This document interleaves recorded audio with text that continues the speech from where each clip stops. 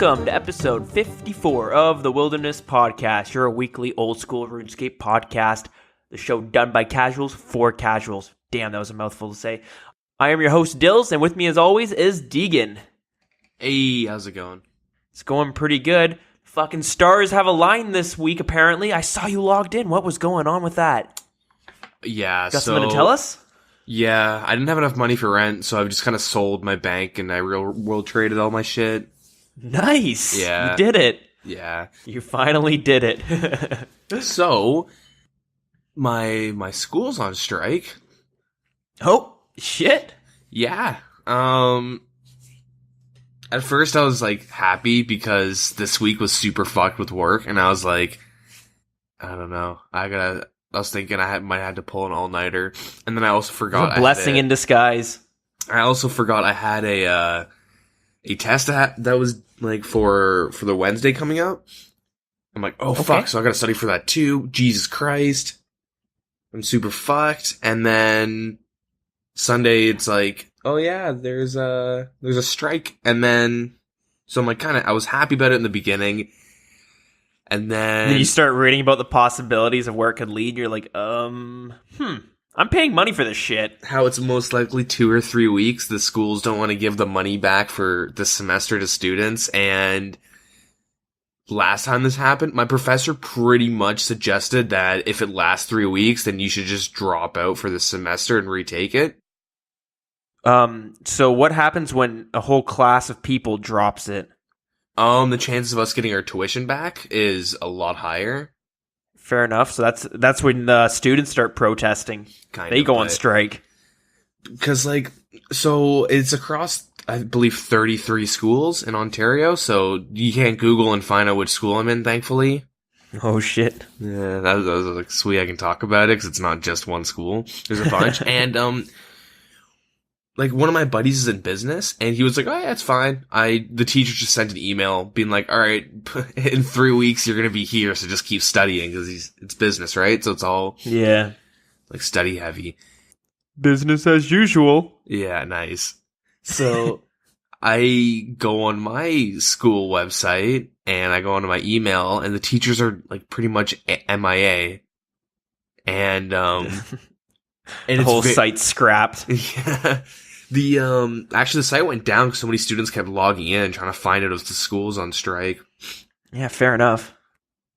Shit, lost my train of thought. Oh yeah. So, yeah, pretty much, my program's really, project heavy. There's a lot of, I have weekly projects that I have to be handing in. I have, okay. between, 2 and 3 a week. Plus, I gotta be studying for my tests and shit. So, yeah, in 3 weeks, pretty much I was, looking into how the school plays it out if it goes up to 3 weeks. And they just condense everything. They spend, a week or two condensing everything that you missed. So that means I'd have, 3 projects that would be due, and the way my schedule is, I'd have, a final project due in 2 days, which, they take, well over 20 hours to do. I'm sure they'll figure out, a middle ground. I'm sure they'll sympathize a little bit. They're not just going to be like, all right, your guys are back, and 2 of your projects are now considered late because you're supposed to hand them in 2 weeks ago. And it's just like, what the fuck? You guys are on strike. Man, no excuses. The only thing is that they have to stretch out, I have a test, this week alone, I have 3 major projects that are due. And then a test that's a really big test that would be for the Wednesday. And it'd be super content heavy. And if it goes 3 weeks, and then 2 weeks from this Wednesday, I would have pretty much the exact same, I have 3 other major you know what I mean? So I would be super far behind. Sure. And I can probably find somebody that is in a further semester and just get all their work and then just kind of make my own, instead of copying theirs, I would just all right, so this is what they want me to do, I'll just kind of continue off of what I have started. Yeah, I guess so. I'd have floor plans to do, facades to do, and roofing plans to do, and for one class, and then so I have so much shit I have to be doing, and the longer they stretch it out, the more you're kind of getting fucked over. If that makes sense. Yeah, I mean, as long as... See, I don't know if they would push back all of like your whole course back, like let's say 3 weeks, so that instead of cutting out they wouldn't May, extend. you'd cut out in June. They wouldn't extend it. They've already said they won't be extending it. Yeah, well, I guess you'll have to see how it plays out. I'm sure your teachers will be sympathetic because sounds like they're kind of using the students as a bargaining, as like leverage. Yeah, they do it right around midterm, so it's pretty obvious that. Yeah, but don't give a fuck. Yeah, you gotta treat the staff nicely, right? That's going to the administration. Yeah. I guess I don't know. I don't even know what the hell's going on. I mean, as much as I'm getting dicked over, I'm kind of on the teacher side. It's really fucked how like the strike happening mainly because part-time and seasonal teaching is like super shitty. They like, so if you're like part-time, you work 3 hours a week. And so you get paid for 3 hours a week, and you don't get paid for any prep time, any grading time. I see. You don't get any health benefits, nothing. There's no benefits working, no dental or anything. And there's also zero job security. They could literally just drop you whenever they want. And they don't even get offices. So that means instead of spending time at school, like while they're grading students coming in, they have to like meet up with students or like email them and take more time out of their day, right? All right. Yeah, fair enough. There's a lot more to it. I don't really want to go into it. I'm getting bored of it already. So I'll just mention I probably sound stuffy as hell. You sound like you're recovering from some sort of disease that did the lack of school make you sick? Yeah, I think so. No, I was getting sick beforehand, and now it's just spiraling out of control. Shit. So, well, that's a rough one. I mean, at least it gives you a chance to recover at home instead of in the classroom. Yeah, I would be so fucked if I had to. Sneezing mucus all over your draft paper? Yeah, it'd be fun to redo. Fun to redo, there's snot everywhere. That's fucking gross. All right, well, yeah, that's everything interesting in real life, but in the video game world, I got a good amount of shit done. Nice. On RuneScape. Yeah, so I'll just start off from like I guess chronologically. So I started doing duo raids with my buddy. He got ready. He's finally all set. All right, you. I think you mentioned it before that you did it once. One go through. I don't know if I mentioned it on the podcast. I've tried it before. I've tried solos and unable to successfully do it. Right, I remember you talking about that. So you found a partner and you're jumping in. When I started gearing up for raids, it was like me and him that were doing it. Like we were gearing up to do raids together. Sure. And yeah, so when I think I mentioned when I soloed, Tecton and Vespula were like my walls. I couldn't get over. Yeah, I remember that. And in duos, we haven't even come across Tecton yet, but Vasa Nesterio or Nistero or whatever, Bistro. I don't know how the fuck you say that last part of the boss's name, but I think it's just up for interpretation. Yeah, Vasa, like we actually couldn't beat him. It was super fucked. We would get him down to like 60% and we're doing the mechanics fine. And then you want to give us a quick walkthrough of what the mechanics are? All right. Which might explain why 2 people might have difficulty compared to like, I don't know, 5, let's say. He's this bullshit like rock guy, I guess. I don't really know, with 4 legs. And so you walk in, he like teleports you to him, stuns you, and then deals like 80% of your health, your current health and damage. Shit. So the whole point is you stay around like 25 HP. Oh, okay, that's sketch. Like these crystals are positioned like, so when he's in the middle, there's like little lanes, and it's kind of like in a swastika. And that gives you an idea of how the lanes are. And at the end of each lane, there's like a crystal. So he'll like go from the middle, and you'll go like east, and then he'll go north or whatever. And then he'll go to his crystal, and you'll start just like standing there, and you have to like destroy the crystal before he's done doing whatever he is with it. And if you don't do it in time, he heals up. And then he goes back to the middle, and then goes to another crystal, and he just does it over and over again. And he's like immune to damage while he's doing that crystal shit, so you can't just attack him through it. So what you do is you're like ranging him while he's going to the crystal and chilling in the middle. And he's like shooting a fuck ton of rocks out, but our main issue was like, we didn't bring Ruby Bolt's E, and normally, like, when I soloed it, and all the guys, it's like, most of them are people using blowpipes. Mm-hmm. And so we would blowpipe them, but we would get them down to like 60%, and then you just can't hit them anymore. Which is weird, because when I soloed them, I didn't have too much trouble. Compared to, like, we struggled on them, and we ended up just saying, fuck it. But, so what are the benefits of having the enchanted Ruby Bolts? The spec from the Ruby Bolt's E, it does percentage based on their current health. Okay. So, enough said. Yeah, you can get some disgusting damage. That's why Bolt's E, like the Ruby Bolt's E and the Diamond Bolt's E, are really popular for bossing, because, like, if you're doing KBD or something, right? Or Sarah, Corp, even. I see people, like, if you go on a Corp Masters, people bring Ruby Bolt's E.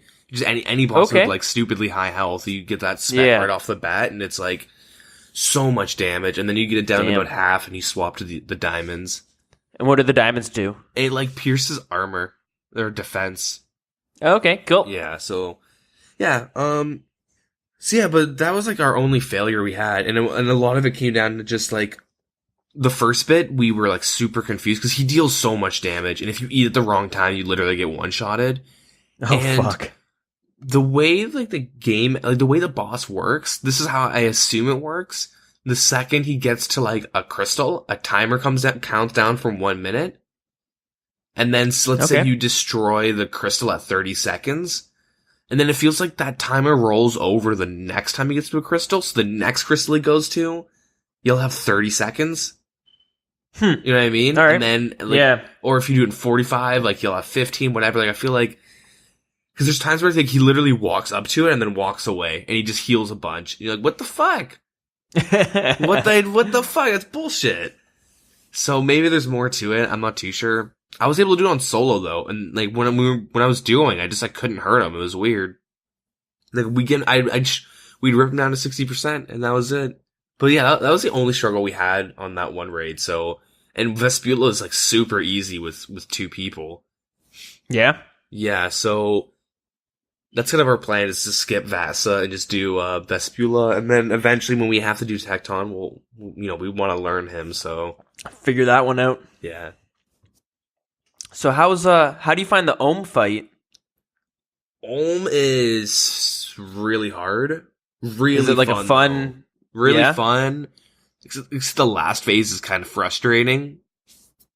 And I don't know if you've watched the Ohm fight, but I watched it when it like was first released. I'd watched some like Twitch streams and I watched some videos and shit, but I haven't really seen much of it since. It's been like almost a year, so yeah. I remember there was like waves of fire, if I remember correctly. Kind of. I know what you're talking about. Yeah. See, the problem is I get them mixed up with the Queen Black Dragon from RS3, because I remember looking at that boss and thinking they were kind of similar. Well, with Ohm, there's 3 phases of the fight, and throughout the fight, he's got some basic mechanics that like happen on certain phases. Like one of them is I think it happens on all phases, is he shoots like 2 lines of fire with 1 gap in the middle. This is like what you're talking about. Okay, and if you're actually just moving left and right, you can dodge it, but it's kind of hard with the ping I get to do that consistently and not lose DPS. So it's like a RuneScape specific exploit where like similar to like the Rogue's Den, where you can hop over some of the one-tiled traps just by stepping in front of it and then clicking on the other side. Yeah, something like that. Yeah, like, cause like he like chooses, he's like, oh, there's Deagin, or there's Dilz, and then he'll like shoot out the thing on you. So like if you just move during that window that you don't really see, there's no visual cues for when he's doing that. But yeah. Oh, okay. What's supposed to happen is you get caught in it, and then you need to, or someone needs to use a water spell on one of the flames, and then you walk through it, and if you don't, you take like 70 damage. Yeah, so it's interesting. Yeah, it's a really fun fight, but between each phase and during the entire end of the 3rd phase, like, well, let me step back a second. So during each phase, it's pretty much kill like one hand, then kill the other hand. You kill his left and right. And then on the third phase, you have to kill him at the same time. And then you have to kill the head. But in between each phase and while you're killing the head on the third phase, there's like falling rocks. True. And so when you're like coming back to me now? Yeah, so my only issue with that is like just the way RuneScape is, the way they've decided to show it. It's like you'll just you know rocks are falling because like you just kind of see them fall, but they kind of fall on an angle.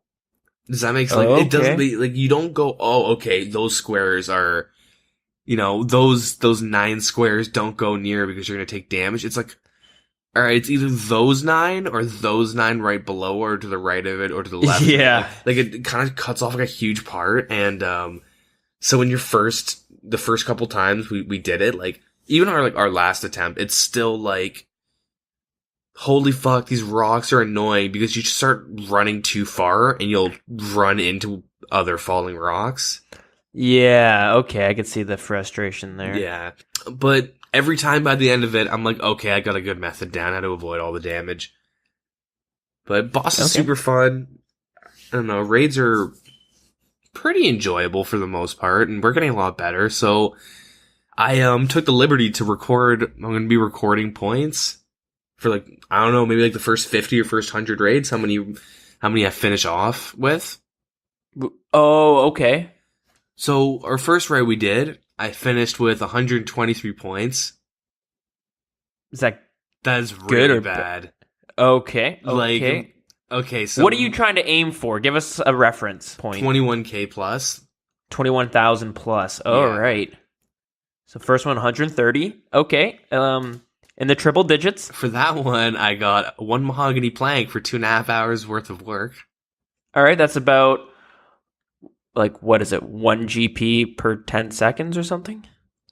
Minus 100k profit. Okay, yeah, there it is. Right, But, supplies. And then the second one, I got 18.8k. So, 1,000 points. Good. A very, very big improvement. Yep.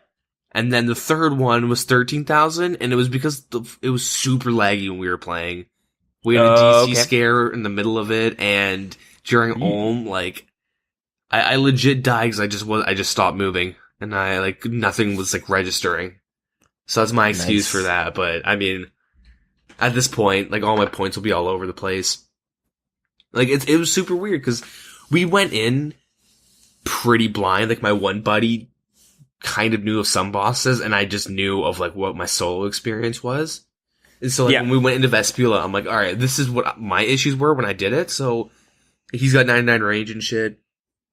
So I'm like, all right, so, and I like to explain what he's supposed to do, and then like I kind of run the food to the grubs and I help kill him and shit. Mm-hmm. And so like we kind of just like went off from like, oh yeah, this is from what I did, and some of the shit I did was wrong, right? Eventually, like on our first run, it's like, oh, okay, let's quickly look it up because we're kind of struggling for this boss. And then we'd like, oh, okay, we're just off by a tiny bit. And then we get to Ulm, and we're like, oh, shit.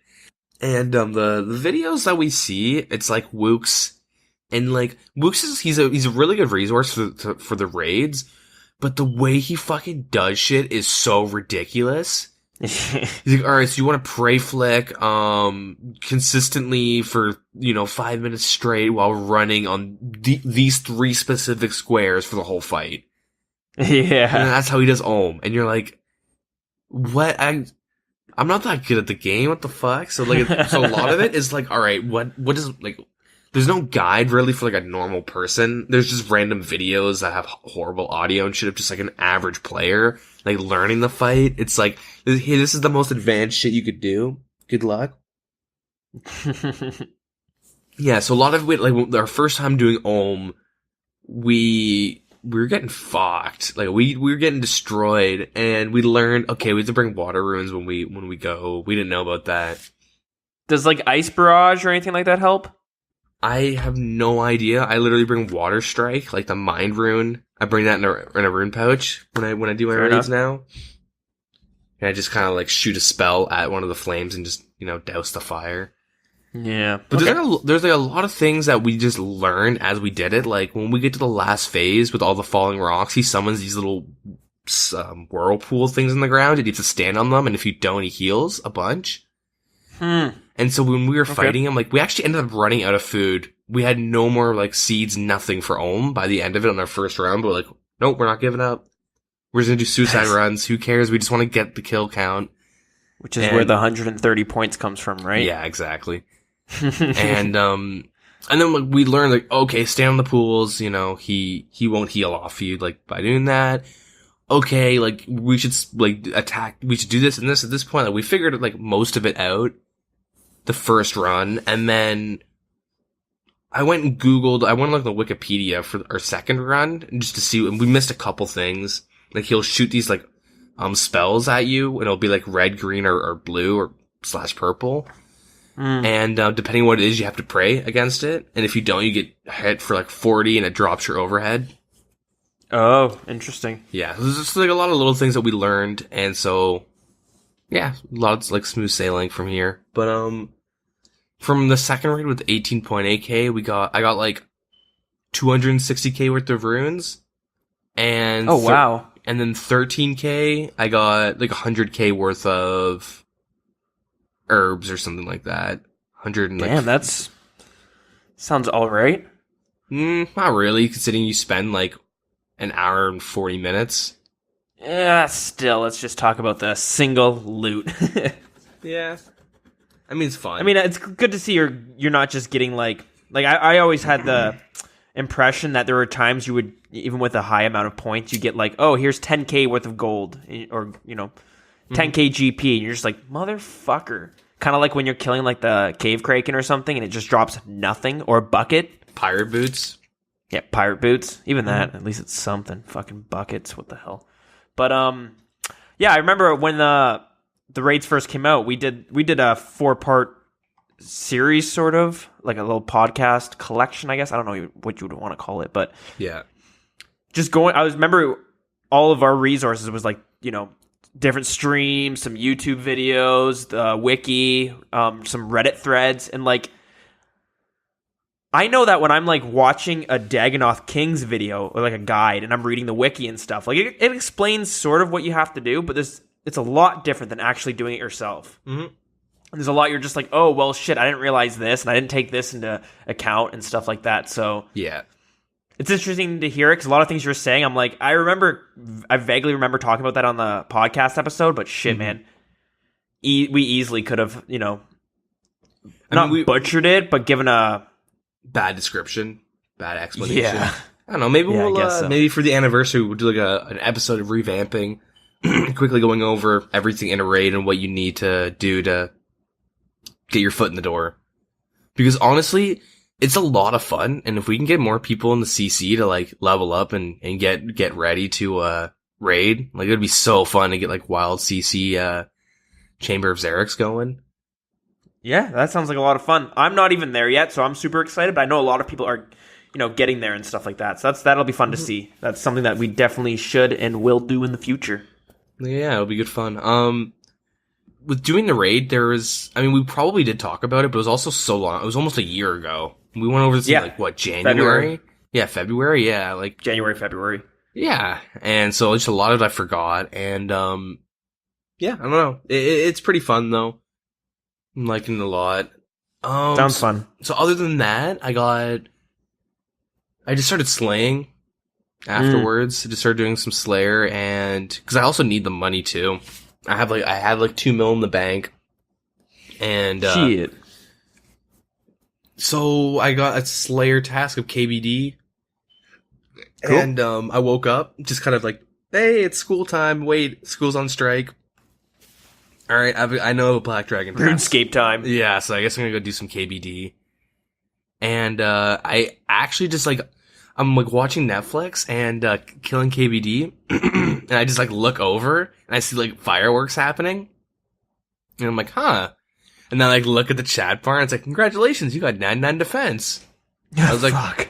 Huh, cool. All right, I like just didn't give up, just continued watching my Netflix. Would you look at that? I'm max combat. Yeah, cool. And then I finished my task and I'm like, all right, well, I'm level 122, almost 123. I'm just gonna get two prayer levels so I can have 123 combat. So I went and did that like right afterwards, and then. So what's your prayer at? 74. Okay. Yeah. And, yeah, so it's kind of fun. If I get 99 prayer, that's 3 combat levels. Fuck, that's pretty crazy. You're almost there. A lot of money to max out to get the highest combat. But, yeah, no kidding. It was like $1 million to get those 2 levels, so it wasn't too bad. I made that from, like, Necreals alone, so I'll take it. Oh, yeah. And then after that, I was like, okay, well, I guess now I'm slaying through range. I guess that's a thing. And I'd sold my primordials a while ago for raids, because you're using a lot more range than melee within a raid. Oh, okay, yeah. Just generally. And so I bought Pegasions with them. I'm like, oh, okay, you know. And I ended up selling like a bunch of shit in my bank, including my torture. And I bought an anguish. I have like 10 mil or something, or 12 mil sitting in my bank right now. So I could buy the torture if I wanted to, but yeah, so my plan is to kind of just go max range through Slayer and then, you know, do raids in between. But, I also want to, now that I'm training range in Slayer, I want to change all my Slayer tasks to like, I want to block tasks that I'm supposed to melee kind of, except for gargoyles except for the ones that make good money. Yeah. But I want to change all my tasks around and make them like range friendly just so I can get my range up. And then I'm also debating of barraging, you know, like dust devils and shit like that. Oh yeah. But yeah, so I'm kind of like going through that, but I also want to get Lumbridge Elite so I get the extra block on Slayer tasks, and then I can also high elk 30 times a day with a ring. True. Which means I can go to Dust Devils or Necreals or whatever and barrage or burst, I guess. And then be able to high elk still. Yeah, that's pretty good. Yeah, so if I'm not mistaken, aren't you able to use the fairy rings without the Draenor staff? That's all. Yeah, the Draman, yeah. Oh yeah, so yeah, that's and lunar staff, because you can also use the lunar staff as a replacement. Yeah, that's also like a really nice benefit, but my main motivation, I guess, is the extra task and then the ring. And the ring is super helpful. Okay. But so all I need is 8 smithing levels, I think. And so I kind of sat down just breaking it down, because like I know I can just look up efficient, like, you know, leveling or money making, you know what I mean? I can just go on the Wikipedia and do it, but I like look up the numbers, but I like kind of figuring it out myself. Okay. So, yeah. Like, I like comparing, like, this is what I would do, but is there any other methods that would be better? Okay, what would be better for experience? What would be better for money? Like, I just kind of do that with like a lot of shit and just kind of get a good, and you know, every time I skill, generally I'll take a slower route just to make more money. Yeah. Because it's kind of like, what's the point of skilling then? Like, I know I could just slay for the money and then buy the fastest way. That's kind of like more efficient, but like, I don't have. It's about the journey, not the destination. Yeah, and I just need money still, right? Like, I'm gonna be needing money for a long time. I have a lot of things on like my wish list that I want to be buying. Oh yeah, you'll need like fucking 5 bill to basically have all the best items in the game. Yeah, I still want to get my spectral back. Like, you know what I mean? Like, I want to get like a lot of my items back. I want to just be able to swap between range, mage, and melee, like not best in slot, but best in slot jewelry and shit, without having to like, hey, I'm ranging now, time to sell off a bunch of shit, including my torture, so I have some money just in case, and then you know. Now I can buy the anguish. Like, I want to just be able to have it all. Like, there's a lot of shit I want to do, but also I want a 99 prayer and shit like that. Oh yeah. So there's a lot of goals, I guess, items and skill wise I need to get. So anyways, I was what smithing level are you working towards? Working towards 83. 83, and how are you gonna go about doing that? Did you figure it out, or are you still on the drawing boards? So I was going to do mithril darts because I'm like, it's AFK kind of, and it's okay experience and you make some money. So 75 to 83, I'm making 1.5 mil. That doesn't seem like much at all. But it's 30 hours of smithing. Oh god, that sounds like horrible in every single way possible. Yeah, so... Besides maybe gaining the levels, but still, fuck, 30 hours? Yeah, and I was like, that is shitty. And then I'm like, wait a minute, there's a thing called Blast Furnace. So then I started looking at the numbers for Blast Furnace, and double the experience, 12 or 13 times the profit. Okay, so better in every single way. Yeah, Is that it's what you're more saying? click intensive. It's Oh, there it is. roughly 16 hours of Blast Furnace I'll need to do. I need 26 mil to like dump into the bars, but I make 12.2 mil profit. It's a lot nicer. Yeah, and You could actually buy something with that. yeah, exactly. It's a really big big profit, you know, big improvement. profit. But yeah, so I'll probably do it in chunks of 10 mil. That's what I'm thinking. Spend 10 mil on the ores and then go at it. But I need a coal bag first. Okay. So now I'm in Motherlode mining, getting a coal bag. I'm like, I have like 15 or something nuggets. I got that today. Just been like AFK and doing some shit. And it's what, like 100? Yeah, I need 100. And then once I get the coal bag, I have everything. So I never have to go back to Motherlode mining. Yeah, that's for one like thing a I need clue there. scroll or some shit. Yeah, so like it actually amazed me how much better Blast Furnace is than what's it called? Mithril Darts. The only thing is though, I didn't factor in how much money I'd be wasting on staminas. Oh, true.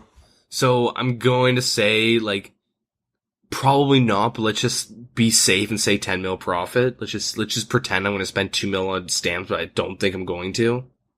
Okay. But maybe I will though. Who knows? But yeah, I don't know. So I got a big grind, and it's kind of fucked. Like I was thinking about it, and like, because I mean, I guess everybody. I mean, shit. I've talked to some people in the CC like way back in the day. People mentioned like, oh, I'd love to be able to stream like RS full time or something like that. Mm-hmm. And then I was thinking like, you know what? If I was a YouTuber and I had to do this for money, to like live, this is literally 16 hours. Well, more than that, but let's pretend Motherlode mining isn't like a factor. 16 hours for pretty much next week. I'm going to go, yeah, I got the smithing level. You know what I mean? Like right now, that's the most I'm getting out of it in terms of like talking about it. Just like my plan, how I came about it, how unexpectedly good it was. Like it's like I gotta dump 16 hours into Blast Furnace, which is like running back and forth pretty much. Hey, that's 2 8-hour shifts. Just to be like, yeah, you gotta treat it like it's work. You gotta wake up at 7:30, start grinding. You know, you take a 15-minute break around 9 o'clock, get some coffee, get back to her, take a lunch break at 12, and keep going till about 5 o'clock. Bob's your uncle, and you're halfway there. Yeah, I don't know, maybe. Pack it up at 5 o'clock, go do some raids. Yeah, maybe. I don't know. I was planning on doing it in like chunks of like 4 hours. Like 4 hours. Start streaming. You answered your own question earlier. Start streaming. Do your little smithing marathon. Yeah, nobody wants to watch that bullshit. I don't even want to be doing it. It's an untapped market. Nobody's doing this 16-hour of smithing streams. Yeah, but I don't know. I kind of don't want to. There's a reason for it. Yeah, exactly. Yeah, I don't know. A lot of shit I got to be doing for this week, and hopefully by next week I'll be like, hey guys, you know, I did it, but probably not. Because I do want to stay on top of like studying and shit. Yeah. That's where maybe the mithril darts might be kind of nice. Yeah. Take a break and do some studying while you AFK it, I guess. I don't know. Yeah, I'm not too sure. So I'll like go do it for like an hour or two, get off, you know, study. Just gotta do that over and over again. Kill. I think I'm probably missing something. I did a bunch of shit today or this week on RS, so there's probably something I'm missing, but fuck it. What about yourself? Myself. Man, my work week has slowed the fuck down. Like, I'm still at work and shit. It's just like the work itself has just gotten so minimal. Man, imagine if mobile was out at this point. That's exactly what I'm thinking. And I'm like, the problem, mobile's going to come out and it's going to start getting really fucking busy again. And then we're going to be busy for the whole year. And then it's going to come, you know what I mean? I got to wait another fucking year to be this slow. But it's fucking killing me. Like, that's exactly what I've been thinking. Go to the bathroom for like 30 minutes, do a Slayer task. Oh, man, that'd be amazing. I don't even need to. I just go find a basement and say I'm going to clean that shit out and spend 2 or 3 hours doing it. Yeah. And like no one would, that's the thing, no one would even know. Yeah, I'm sitting there thinking like, fuck, if I had RuneScape mobile, I'd be making so many gains right now. Yeah. And the problem is like I just go on the subreddit and I just basically like I look up at all the, the memes of the day, look through all the top posts, and yeah, get tired of that pretty fast. And then I just basically go on new, like the new post, and I just sit there hitting refresh like every 2 minutes. Like, okay, anyone post something interesting? Anyone posting something that they want to discuss? Like, I'm like, I need to fucking fill this RuneScape itch. Mm-hmm. Which it's not good. Mentioning that, though, I don't think it'd be good if mobile RuneScape came out, because, fuck, man, I've been no-lifing this game. It feels like that this way for the past couple weeks now, but... Yeah, you've gotten like since I took my little hiatus and I came back, like you've gotten so much progress. I don't know. I don't know how to feel about it. A little conflicting, but I'm just going on Crystal Math Labs right now, and I've gotten about 3 million experience this week. Nice. That's a lot because I work a full-time job and shit too, right? Mm-hmm. So it's quite a bit. Yeah, and that's some solid grinding. Oh, it's intense because I keep saying this every week. I'm super motivated to get ready for the raids that you've been just mentioning about, and as well as the new raids and the new content that's coming out next year and stuff like that. I just want to be prepared for when it does drop. And yeah, just kind of just going hard. So, are you planning on doing Dragon Slayer 2 on release? Because they did release like this week the requirements for it. Whoa, spoilers. The little bit of a teaser. A little teaser. I like that better. I would love to be able to try it the day it comes out. It sounds like I mentioned this before, but when Monkey Madness 2 was released, I was at work and I was on the subreddit basically clicking refresh every 2 minutes to see what was going on. But it was really cool to see like every thread that would pop up that day was, people talking about it, what they liked, what they didn't like, or people getting stuck, trying to figure out what to do next, or people were like, oh shit, this streamer just figured out how to do this, or this streamer just did that. Like, everyone was kind of following along and stuff, right? Mm-hmm. So that was really cool, and I remember people were just getting stuck, like, all the time. Like, they had a thread that was just sticky to the top, and it was just basically, like, people being like, all right, how far has everyone got? I'm stuck at this part. We're stuck at this part. No one can figure out what to do after this part. So I was just watching that and following along just through, just kind of reading it and shit. So that was kind of cool just to do that. And it seemed like a lot of fun. So I want to say I would love to do that, but at the same time, I could see it being super frustrating as well. Mm-hmm. Because, yeah, it's questing in RuneScape, which, RuneScape has an awesomely unique way of doing their quests compared to other MMOs. But there's also with some of the puzzles and shit like that, some of it gets really fucking not irritating, but really confusing and really frustrating when you have a guide to follow. So I can't even imagine when you don't have a guide and it's just trial and error this, trial and error that. But for the time being, yeah, I think I'm gonna try Dragon Slayer 2 when it comes out. Nice. But we'll have to see. Planning on doing the same thing. Yeah, it'd be fun. Yeah. What else did you do this week though?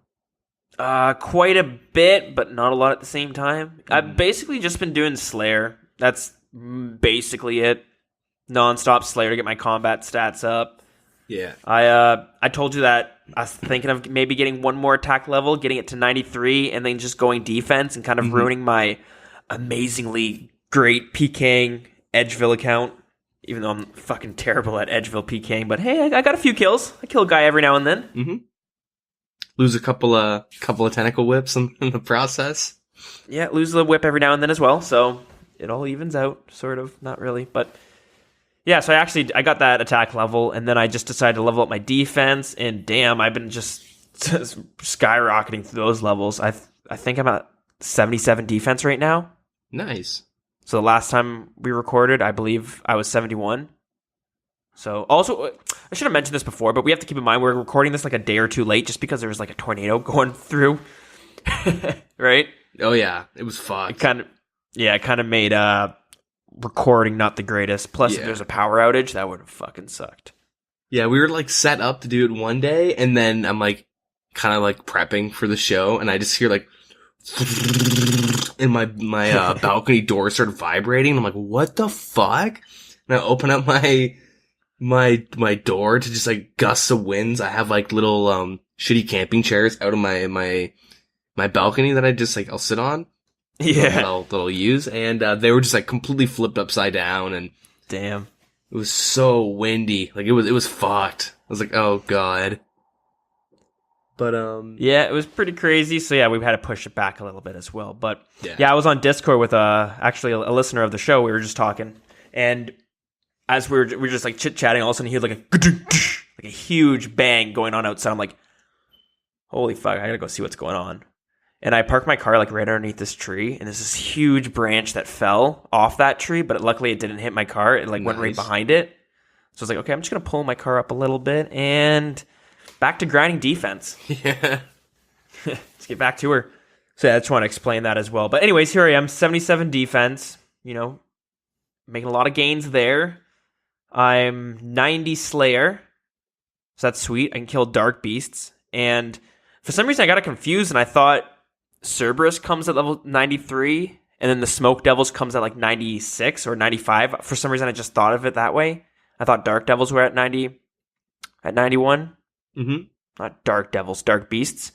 But now I got that all mixed up, which made me a lot more excited to get that next level, because Cerberus is level 91, so I'm really close to getting that. And luckily I'll have the defense level, so I don't just get absolutely massacred. I mean, I probably will, but like I'll be able to stand a fighting chance after a few runs. Yeah, the growing pains of Cerberus is kind of a bitch. Yeah. But really fun. Better than doing it with 70 defense. Yeah, exactly. Besides that, I get some clues every now and then. Nothing worth mentioning really, but one of the master clues I got caused me to get 75 fire making, so I did that through Wintertod. We'll just throw that in there. Nothing interesting happened there, except for I would get distracted. Mm-hmm. I'd look away, and then Wintertod would get me killed. 'Cause that's just how I roll, apparently. Mm-hmm. Oh, I had to do Darkness of Halo Veil. Yeah. Darkness of Halo Veil. As well. I didn't have that quest done, so I had to do that for a clue scroll, and that's a pretty fucking cool quest. I haven't done it before, but doing it made me like kind of excited for the Theater of Blood, because that's what the area of the Theater of Blood's going to be getting placed. Yeah. But on top of that, I'm surprised that it was just a quest, and that was all the content it was. There was nothing else you could really do in that area. It just seems like an awesome quest, because you have these like vampires that were flying around, and every now and then they would jump down and they'll ask you to they'll just kind of bother you, and you can say like, oh yes, you can take a bite from me and suck some of my blood, or you can try to run away from them or fight them or something like that. Mm-hmm. 3 options, but yeah, they were pretty cool and unique monsters, and I'm surprised you never really had mobs there that you could fight for a Slayer task or anything like that. I'm surprised they just kind of... I mean, I'm kind of thankful for that, because getting through that parkour broken house obstacle course type thing is so brutal.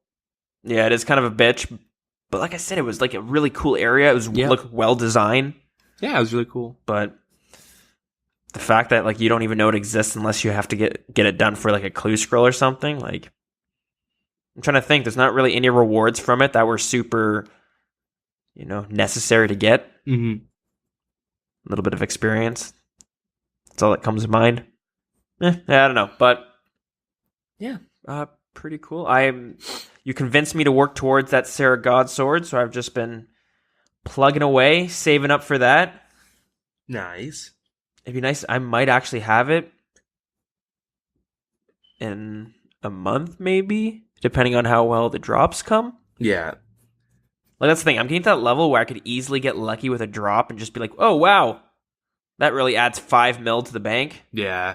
which really helps. Doing like Cerberus, and like I got the Primordial drop. I was like, oh, 20 mil. All right. And I just, there we went go. and bought a bunch of shit with it. It's like, cool. Yeah, that sounds awesome. On top of that, getting 75 defense opens up all the more armors that I need to buy. Mm-hmm. DFS, Primordial, Serp Helmet. Blech. Yeah, I find with the DFS, the price changes so much that I actually like stopped buying it. Like I would buy it and do my dragon tasks for the day, and then I would sell it before I went to bed and try and break even or make a little bit of money off of it. And just because it's an item I rarely use, so I'd like I sold my Guthans this week, and I bought it for 8 mil, sold it for 5 mil. Yeah, see, I hate doing that. When I buy an item, I like to just keep it, because then it's just like, doesn't really matter what you spent on it, because if you're not going to sell it, then the gold is kind of irrelevant for the most part. Yeah. I am pretty sure that is all I got done for the most part. Hopefully for next week, I'll be, give it 2 weeks, and I think I'll have I'm debating between stopping at 80 or 85 defense. I'm not too sure yet. Maybe in between there. You can always just go straight to 90.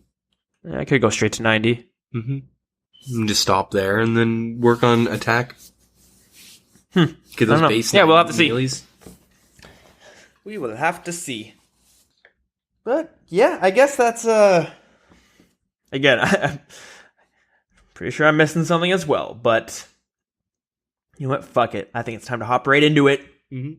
Let's talk about some news.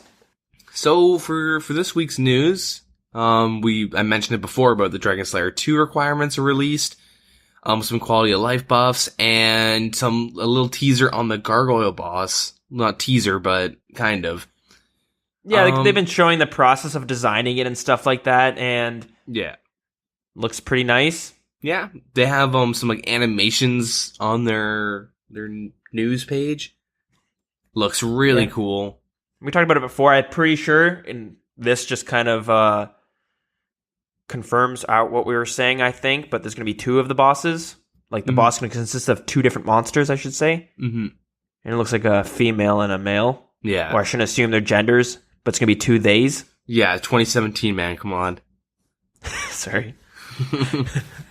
So they talk about the boss and say that like it should be released at the end of October, which is awesome because I've mentioned before that we're moving at the beginning of next month sort of deal, and I booked off 3 days just to pack up and move and stuff, and the gargoyles might be coming out, or suspected to be coming out one of those days. So I don't know if I'm going to be ready to move. Yeah. Anyways. Maybe to the slack off a little bit. I'll move this box into the office room. As the guy who like now owns the house is trying to move in. You're just like, hold up, one more kill. Yeah. It's like, dude, you don't own this place. Get out. I'll be a squatter. But yeah, so they have a couple animations or a animation for the bosses on their page. Looks really cool. Pretty excited. Yeah, they look fantastic. Yeah. Yeah, and then they have the Dragon Slayer 2 requirements. So yeah, big. They say keep in mind that the difficulty of a quest should not be indicated by the skill requirements as locked behind. You'll have to complete numerous puzzles and face against many a difficult boss in order to complete this quest. Yeah, that's a disclaimer you got to throw in there because I was listening to the QA when they were doing it, the live stream when they announced it, and got flooded with people being like, "What? Way too low." But so you need 200 quest points. And that's pretty good. You'll need a Legends quest done. You'll need Dream Mentor, A Tale of Two Cats, Animal Magnetism, Ghost Ahoy, Bon Voyage, and A Client of Corand. Cool.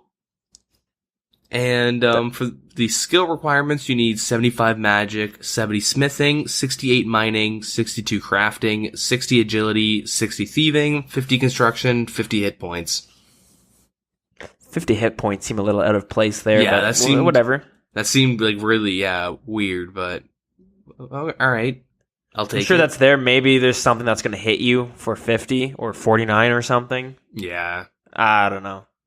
Maybe there's an item you need 50 HP for, but what do you think about those the requirements?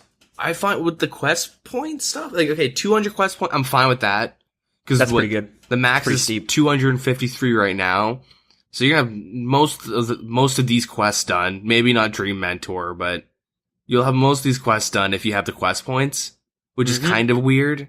I guess it's kind of like intentional. I don't know. It's weird. Like Bon Voyage, Clan of Coran, like Animal Magnetism for like a quest that needs 200 quest points. Yeah. Maybe some of those are like you need those done because you have to go talk to this guy, and the only way you can talk to him is when you complete the quest. Yeah, but it's weird that like Monkey Madness 2 isn't Morning's End Part 2, like the I see what aren't you're like the requirements, but you got Dream Mentor and Legends Quest. Maybe they're keeping Pures in mind or something. I'm not really too sure. I was kind of expecting like Desert Treasure, like Lunars maybe, like, you know what I mean, like all those like RFD, like those big ticket quests to be done, to be able to get this quest done, but yeah, that's a good point actually. Now that you mention it, but maybe they're saving it for something else, right? They don't want you going back to the Desert Treasure Pyramid for 14 different quests. Yeah, exactly. They definitely have their reasons. Well, what do you think of the skills? Yeah. So for the skills, I'm kind of fine with it. I don't really see anything that kind of like the 50 hit points we talked about, but yeah, I have no issues with these skill requirements. See, my initial thought when I first saw it, I was like, kind of being like, oh, those seem way too low for a new Grandmaster quest that's supposed to be even harder than Monkey Madness 2. But then, like, I was seeing other people's points where it's just like most of the other quests. Basically every quest in this game, it's not really barred from having, like, it'd be stupid to have, like, let's say 90 smithing required or something like that, because now someone has to grind in order to do the quest, and if it's going to be hard as fuck anyways, now you have to, on top of that, you gotta put, like, hundreds of hours or whatever, how long it takes to get 90 smithing or something like that.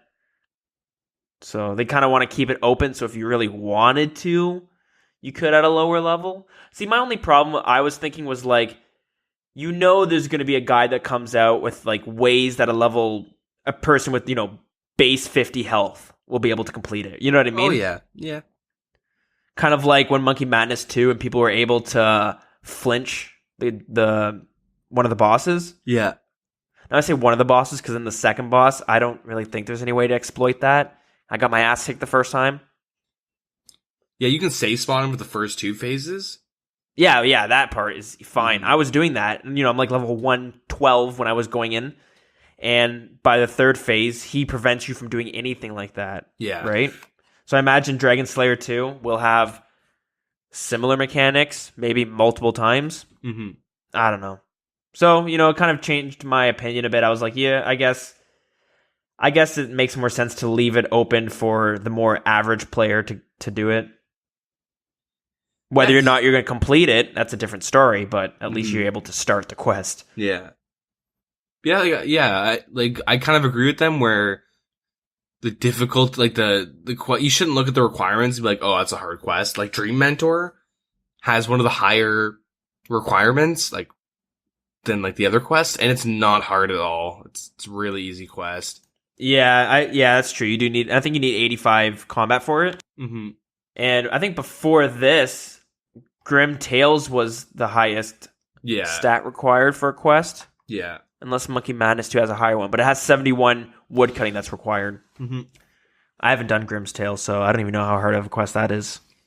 I did it, don't remember it at all. So. Okay, that's... I can't help you with that. Fair enough. Yeah. I'm kind of interested to see what Elvar 2.0 will be like. Yeah. Yeah, Elvar still gives people some trouble, but newer players. It is a hard boss for newer players and shit like that. Because I remember having to help out some lower level people because they just died like 4 or 5 times, and they were like, "I just can't beat this fucking boss," and I've died so many times, and I was like, all right, don't tell anyone I did this, but here's some potions that'll make the fight 10 times easier. You give them like an anti-fire potion and, a superset. Mm-hmm. Then they like go and one-shot it, but yeah, I'm pretty excited. And if for we're that comparing it with the Monkey Madness 2, the last boss there, and if this is going to be even harder than that, exactly, that's what I've been thinking. I'm going to lose so much items. Yeah, so I hope it's not instanced. It's going to be. It's going to be instanced. It's going to be, and I don't want it to be though. But yeah, it's going to. It's gonna suck. They want you to bring that fucking Ring of Life. Yeah, pretty much. But okay, what else we got for the news? Yeah. So yeah, players are now able to recolor individuals of Graceful at the Brimhaven Agility Arena. Okay, so is this a new color? You you must have the full set to recolor, and yeah. So what they show is, I don't think that's a new color. Oh no! They probably added it in afterwards. Mm-hmm. I was just thinking of the current colors. Anyways, sorry. Yeah. Yeah. So you can kind of combine shit whenever you want. Oh, mix and match, kind of get a little colorful set going. Sure. Yeah. Why not? Yeah, you need the full set to be able to do this stuff, but yeah. Yeah, moving on. When traveling around RuneScape, you may come across the occasional minecart, and these dwarves that control these were living in the Dark Ages and would force players to actually communicate with them in order to catch a ride. Oh man. And so now there's a right-click option pretty much to get tickets. I think it's really funny though, because there's a couple quests where you have to go to the Dwarven area. And there's like there's like a minecart from the Grand Exchange to like that area. You know how many times I fucking click on that instead of clicking the shortcut, and next thing you know, I'm in Keldegrim or whatever, and I'm like, oh god. The worst thing is like there's like 5 different mining cart tracks there, and they're not labeled really, so you're just like, oh, I don't know how to get back. I just wanted to go to Edgeville. Mm-hmm. Yeah, it's the pains of the carts, but they made it a little bit more convenient. Cool. Yeah, they have added animated armor, so your armor now has glittering effects, like RS3. No, nice. In the Warriors Guild, when you animate that armor, they've kind of improved it. So, oh wait, sorry, right? Because I know when you put the armor down, Yeah. there'd be like a second where it's just like you can't do anything, and you got to watch while the armor comes alive. Mm-hmm. And you can't even attack it till it walks out and does this little animation. Yeah, So and it seems the like big they cut that back probably. Yeah, the big thing is in Deadman mode, very common strategy is to wait for someone to start doing the animated armor, like placing it, and then there's a long animation. You can easily spec someone out during it. Right, and they can't eat or anything. Yeah, and the numbers don't even come up until they're done, and you can't put on prayers or anything. Like if you have no prayer, like overhead up, and you're eating some DDS specs, like chances are you're dead. Cause yeah, you'll finish and just take, 12 hits at the same time. Yeah, seems like a bitch. Yeah. Yes, they've buffed it, I guess. They reduced the time, so kind of want to see how that changes Deadman mode, Warrior Guild PKing. Yeah. Yeah. Yeah. Players will now be able to clear the chat box. You can right-click the public chat stone, and underneath the chat box there's clear, which is nice because I want to do that all the time. Especially if I run through the Grand Exchange to like get something and then go to Slayer and I'm stuck with like join our CC. Like, yeah, I was just gonna say that. Join our CC, wild CC, like fucking bots. Sorry, man, I got like 13 guys sitting there spamming our CC. Some people on payroll. But glad to see that. Yeah. In other news, like there's little random things like valuable item drop warnings are now triggered more reliably for valueless items, but in a large stack. Valuable item drop warnings are now triggered more reliably for valueless items. So that's kind of confusing, but I think I get what it means. So let's say you have a mil worth of watermelons or ashes or something, and you accidentally drop it. Like, you can rely on the indicator saying, "You sure you want to drop this?" Because I guess some items, if they're cheap enough, and the stack, you know what I mean? The stack was too big. Yeah. I gotcha. Yeah, they have like a lot of little random things. They fixed clipping issues and whatnot. And, yeah. I see the newcomer map got a little, not an upgrade, but they took out a blue line that would go right through the interface. Yeah. It's a very, Do you remember the newcomer map? I do. I have not opened it in like 10, like actually like 12 years now that I think about it.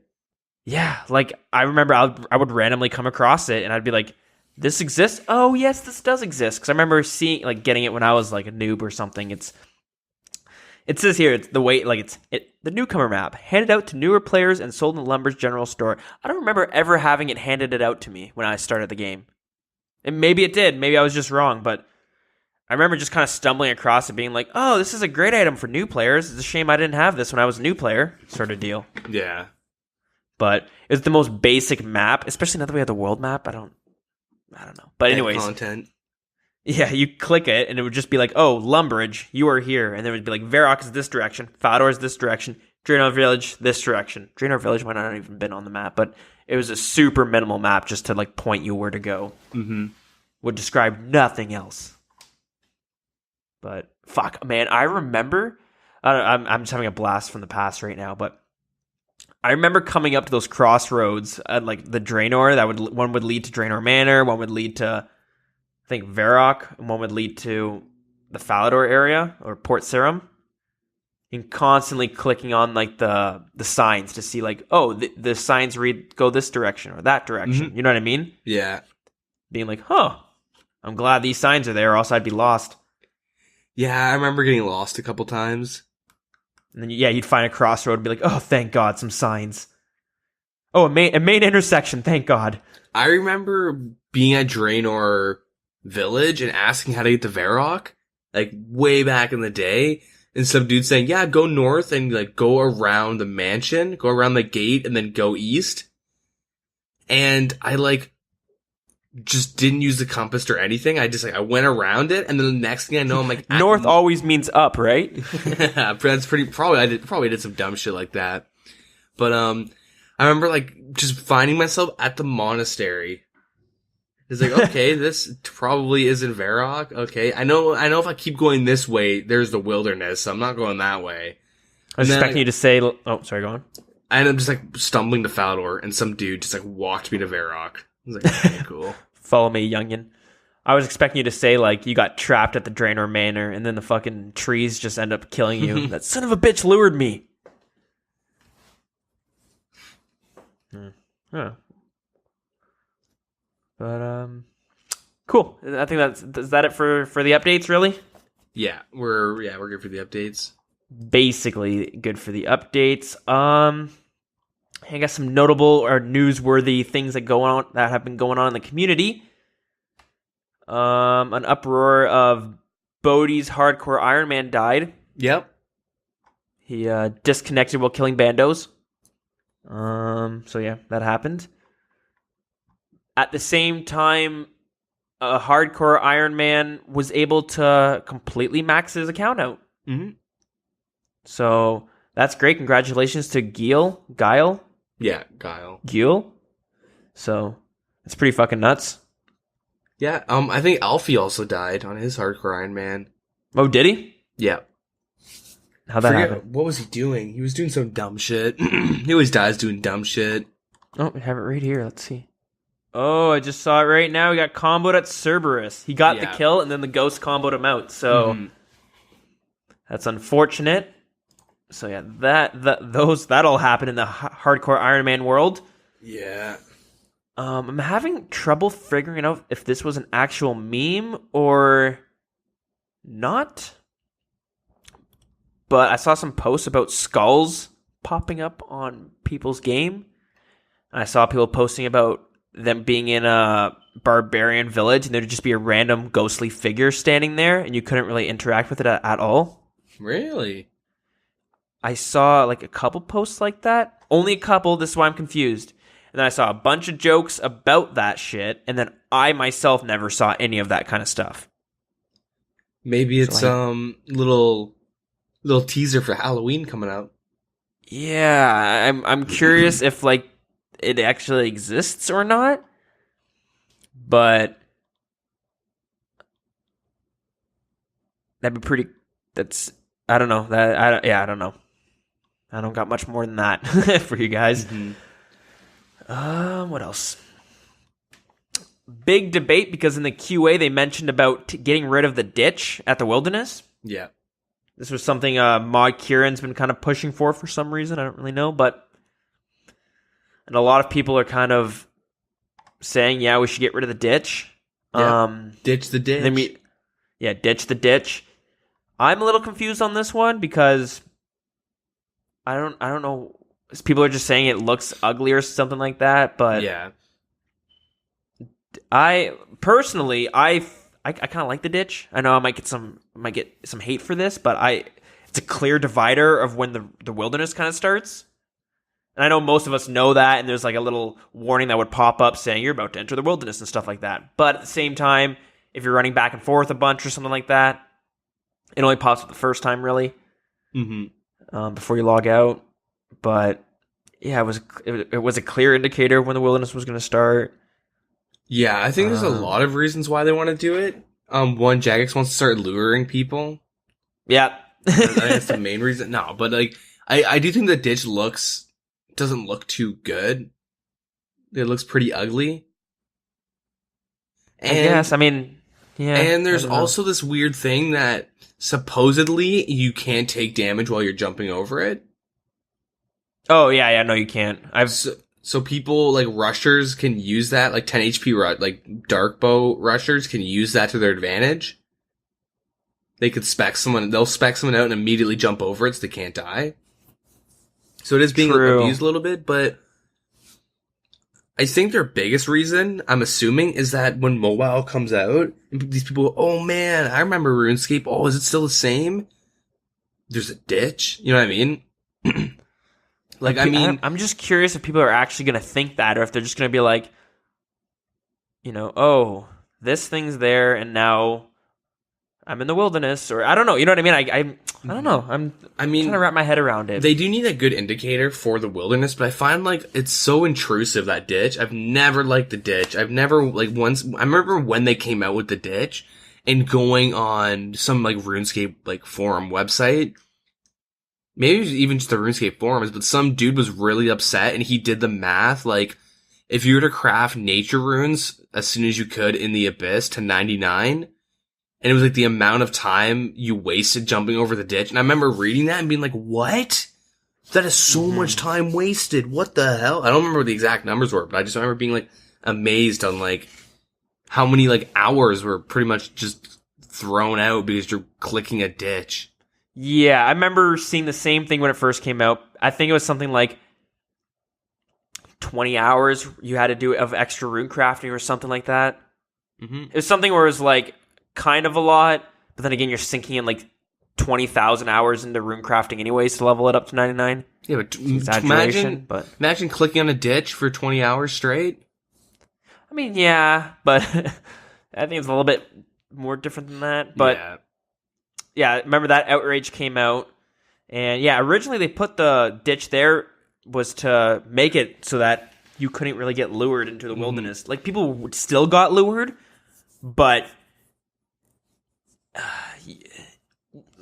instead of just having to be able to click out into the wilderness to, boom, now you're in the PvP zone, now you had to click on the ditch and then click on the PvP zone, so you knew more of what you're getting into. Yeah. You knew the risks, I should say. Because there's a bunch of famous lurers and stuff like that who would put down like 10k, because a 10k gold stack looks the same as 20 mil. So they put down 10k and they'd be like, hey, I left 2 mil there out there for you. And so many videos, because it's the way the dropping items and shit, or getting killed with items and like what you kept when you died was different back then. I think it worked on the stats or something like that. I can't even remember how it worked, but if you had a Santa hat and nothing else on, and then you picked up 4 GP, and then you died, you'd lose your Santa hat. You'd keep the 3 GP. Yeah. Or 4 if you had the protect item on. But so yeah, people would drop the 10k. Some guy would go out there, pick it up. They get killed, and they would lose their party hat or something. And happened a bunch. And then they put the fucking ditch there. Might have helped a little bit, but it's funny. So yeah, we were talking about the rune crafting, how people bitched when it first came out that it's going to add an extra 20 hours to your rune crafting experience when you're getting 99. So now it's the opposite. When people are talking about taking it out, people are like, man, I had to get 99 with the ditch. You're going to make it so much easier for other people now. So it's kind of funny to see how it turned like that. Yeah. I mean, there's lava runes, right? Why would that person be upset? But I understand the argument. Yeah, so flips. But, like, I don't know. I mean, I've never liked the ditch, and I do understand, like, people will lures, like, will become a thing now into the wilderness. I'm just thinking, now that mobile is going to be coming with all these new players, like, it's, like, the worst time to take out a ditch. Or, like, you know, take out any sort of barrier and stuff like that. If you're going to take it out, maybe replace it or make it look nicer and more fitting, maybe. I don't know how you would do that, but I to just remove it in general? I would like a better indicator, like a good indicator of when the wilderness is, and then, yeah, like that's it. Like, just not make it so intrusive where you have to, like, click around an obstacle, and they could just, like, visually have it, you know, nice. They have a bunch of signs with skulls on it as it is, and that warning does pop up when you get there. But I know myself, I just start ignoring every single warning that pops up. I instantly click close and just keep going. And sometimes I'll be like, "What did that warning exactly say?" I don't remember. But I guess at that point, you know, I don't know. It's very controversial, I suppose. I just think it's a weird time to take it away when you're going to have these new players coming in. Yeah, it is a weird time, but I don't know. I think they probably have their reasons. Who knows? It might not even, like, go through and get into the polls and stuff. Yeah, we'll have to see. And I think that's basically it. Yeah, so there you go. That's the news and all the goings on, and this week we're finally gonna be bringing to you one of our new segments.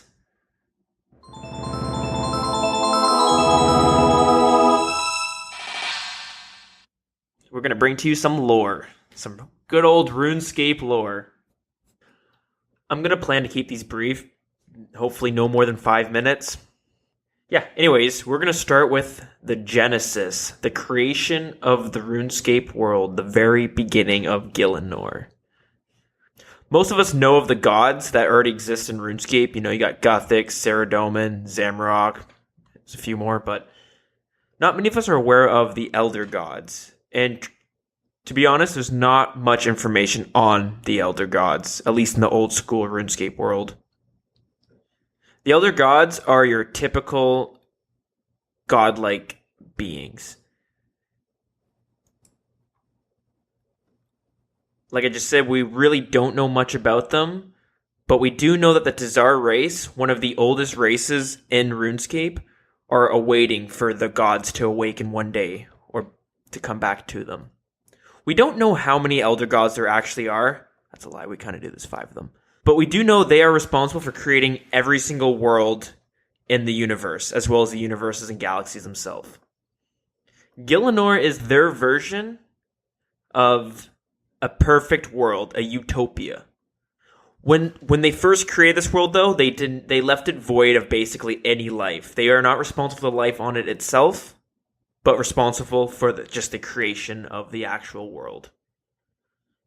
So, like I said, there's really not much we know about the Elder Gods, except for they are basically one step above the gods that we already know of, which are actually referred to as the Young Gods.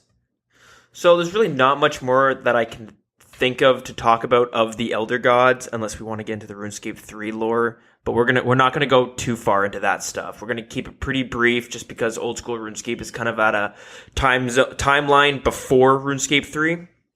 So we're not gonna get too much into that sort of stuff.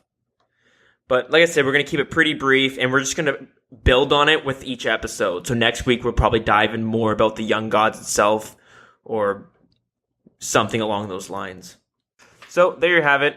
Some old school RuneScape lore in a nutshell. I think that's what we should start calling that segment. But if you're a lore junkie yourselves, let me know how I did.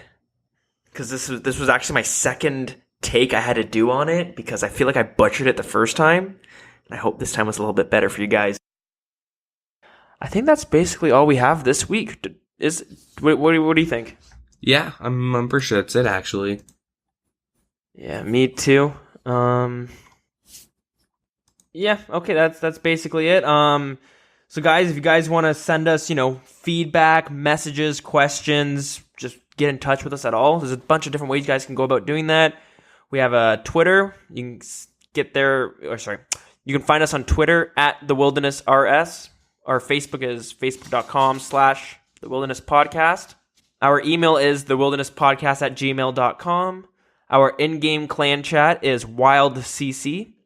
And we have a Discord, which is posted on the Facebook, and I gotta get that pinned on our Twitter, but it's out there. And if you guys also want to join, but you can't find it, just let us know in game or send us an email, whatever it is, and we'll get a link out to you. And it'd be nice if Discord sponsored us, so you could just type in discord.gg/wildcc. But I was looking it up. You gotta get partnered with them, and you send them basically a request. Yep. So I've thought about doing that. So, maybe we'll have that in the future. And if you want to subscribe to us on YouTube, which you can basically get all these shows again on YouTube, it's just find the Wilderness Podcast out there. And yeah, I think that's about it. Got anything to look forward to next week besides no school? Lots of RuneScape? Not really, because I'm going to be doing Blast Furnace, but... oh, that's right. Exciting. Yeah, maybe I'll get some more raids done. I'm kind of hoping that will keep me sane. Do a couple hours of Blast Furnace, do a raid, rinse, repeat. That sounds like fun. That sounds like a good thing to bounce back to, I guess, in between. Yeah. Blech, I don't know. I can't wait to fucking move and get this, I talked about before, but get a little podcasting studio going, Yeah. Maybe I'll learn how to stream, do a little bit of that as well. We've mentioned about having some events, with the people in our clan chat, or even if you're not in our clan chat, something you guys could come and join and do. Something like Barbarian Assault or something like that. Mm-hmm. I think maybe wait till I get settled into the new place, get all the internet hooked up and stuff like that before we actually set a date for that, because I was thinking maybe we set one up for this weekend or the next weekend, but I got to make the call soon to switch my internet, and I don't know when they're going to cut us. Mm-hmm. So I don't have to run over to the public library, kick the kids off Minecraft. Yeah. Shit. So yeah, we'll probably set something up in the next month, November. But yeah, we'll have to set up some fun events. Yeah, like that. Yeah. That being said, I don't think we have anything else left to talk about. Yeah, I think that's all she wrote. All right, cool. This was episode 54. Thank you so much for listening. And again, tune in next week for episode 55. Yeah. All right. Cool. Awesome. Yeah, have a good one. Later, Gators.